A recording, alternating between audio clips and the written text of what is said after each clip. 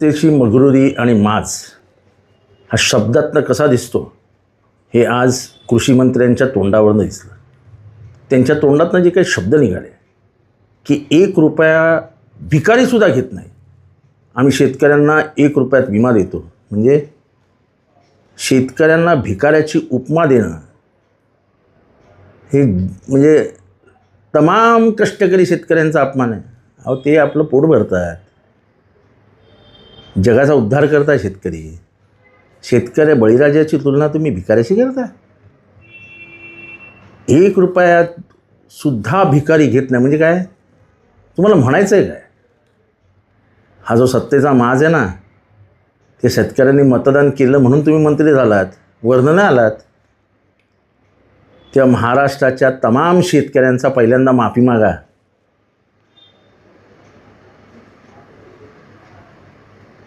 आणि त्यांचे जे पक्षाध्यक्ष ना, त्यांनी जरा लोकांना सांगावं की काय बोलावं जनतेमध्ये.